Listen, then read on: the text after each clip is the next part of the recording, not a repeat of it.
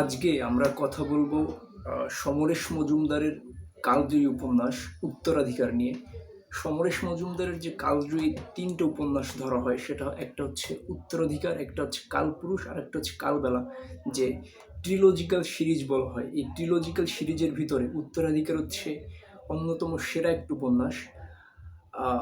একজন লেখক কতটা শক্তিশালী, কতটা জীবন্ত তার লেখা হতে পারে, সমরেশ মজুমদারের লেখা পড়লে আসলে খুবই সহজে আসলে বোঝা যায়। আমরা যদি এবার উপন্যাসের আলোচনায় আসি, কালজয়ী উপন্যাস বলতে যেটা আসলে বোঝায় যে উত্তরাধিকার যে শুধু একটা উপন্যাস নয়, এটা একটা দলিল।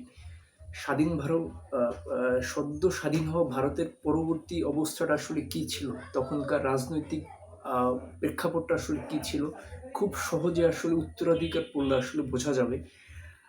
আমরা যদি এই উপন্যাসের চরিত্র বিশ্লেষণে আসি, সেটা হলো আমরা দেখতে পাবো, মানে আমরা মূল চরিত্রটাকে নিয়ে আসলে কথা বলবো, সেটা হচ্ছে অনিমেষ বা অনি, ওখানে অনেকবার উল্লেখ করা হয়েছে অনি বলেও। একজন সাধারণ কৃষকের চোখে তৎকালীন ভারতের রাজনৈতিক অবস্থা, একজন দেশের তৎকালীন রাজনৈতিক পরিস্থিতি আসলে কেমন ছিল, এটা খুব সহজে আসলে বোঝা যাবে। বেসিক্যালি সেই অনিমেষের শৈশবের ছোট ছোট প্রশ্ন, বিভিন্ন পরিস্থিতির সম্মুখীন হওয়া, বিভিন্ন রাজনৈতিক পরিস্থিতির বিভিন্ন কোন্দলের মাঝে নিজের সেই কিশোর মনকে নানা প্রশ্নের জবাব খোঁজার চেষ্টা করা, এই বিষয়গুলো আসলে লেখক এখানে আলোচনা করার চেষ্টা করেছেন বা বুঝিয়েছেন। এই উপন্যাসের প্রেক্ষাপটটা আসলে 1947 সালে যে ভারত স্বাধীনতা লাভ করেছিল ব্রিটিশদের কাছ থেকে, তার পরবর্তী সময়কার উপর ভিত্তি করে গড়ে উঠেছে।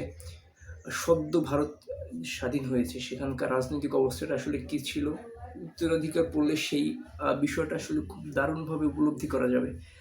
অনিমেষ যে আছে, যে মূল চরিত্র এখানে, এছাড়াও অনেক ছায়াচরিত্র আমরা দেখতে পাই, অনিমেষের দাদু, বাবা, ওনার চাচা, যেগুলো আসলে আমরা মুখ্য বিষয় হিসেবে আলোচনা করব না। ওইখানের 1947 সালের 15ই আগস্ট ভারতের প্রথম স্বাধীনতা দিবস, সেখানে একটা চায়ের বাগানে, বা ভারতের উত্তরবঙ্গের একটা চায়ের বাগানে স্বর্গছেরা, সেখানে অনিমেষ প্রথম আসলে জাতীয় পতাকা উত্তোলন করেছিল। ওইখান থেকে আসলে দেশপ্রেমের যে একটা বীজ, ওইটা ওর ভিতরে ঢুকে যায়। পরবর্তীতে ভারতের বিভিন্ন রাজনৈতিক দলের অবস্থানটা কেমন ছিল, কংগ্রেস, তারপর হচ্ছে বিভিন্ন বামপন্থী দলের অবস্থানটা আসলে কী ছিল, সেটা আসলে খুব পরিষ্কারভাবে ধারণা পাওয়া যায়।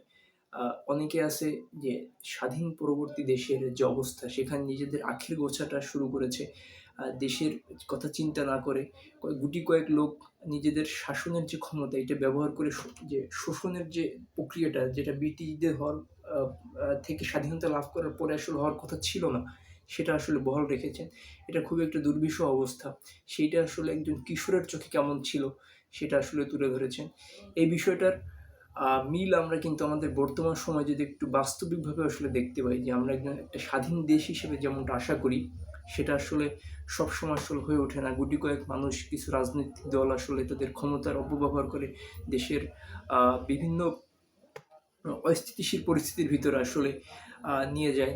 সেই অনিমেষ, সেই জলপাইগুড়ির একটা চা বাগান থেকে শুরু করে ওর কলকাতায় উচ্চশিক্ষা আসা পর্যন্ত বিভিন্ন ঘটনার আসলে প্রেক্ষাপট আহ, আহ, আহ, সূচনা হয়, যেটা আসলে ভারতের তৎকালীন পরিস্থিতি বুঝতে খুবই সাহায্য করবে। এই যে দেশ স্বাধীন হলো, দেশ স্বাধীন হওয়ার পরে আসলে যেমন হওয়ার কথা ছিল, তেমনটা না হওয়ার পরেও যে শোষণের যে প্রক্রিয়া, এইটা আসলে বহাল থাকা, সেখান থেকে সাধারণ মানুষের যে বের হয়ে আসার চেষ্টা করা, এইটা আসলে লেখক দারুণভাবে, মানে গণজাগরণ যেটাকে বলে, সেটাকে সমন্বয় ঘটিয়েছেন। অনেকে দেখা গেছে যে নিজের আখের গোছা গোছাতে অনেকটা ভালো একটা রাজনৈতিক মতাদর্শ থেকে বের হয়ে এসে ক্ষমতাসীন কোনো দলের সাথে যুক্ত হয়ে হঠাৎ অর্থবিত্তে ফুল ফেঁপে ওঠা, যেটা আসলে অসাধারণ একটা পরিস্থিতি বা আবহাওয়া বুঝতে সাহায্য করবে তৎকালীন স্বাধীন ভারতের পরবর্তী অবস্থা বুঝতে। বিশেষ করে জলপাইগুড়ি থেকে কলকাতার এই অবস্থাটা খুব ভালোভাবে বুঝতে পারবে। এটা আসলে জলপাইগুড়ি থেকে কলকাতা না, পুরো সমগ্র ভারতেরই একটি আবহাওয়া ছিল। তাই সহজভাবেই বলা যায় যে এই যে উপন্যাস, এই কালজয়ী উপন্যাস যে বলা হয়েছে উত্তরাধিকার, এটা আসলে সাধারণ কোনো উপন্যাস বলাটা মুশকিল, এটাকে একটা দলিল বলা যায়। তখনকার আবহাওয়াটা বুঝতে খুবই সাহায্য করবে পাঠকদের।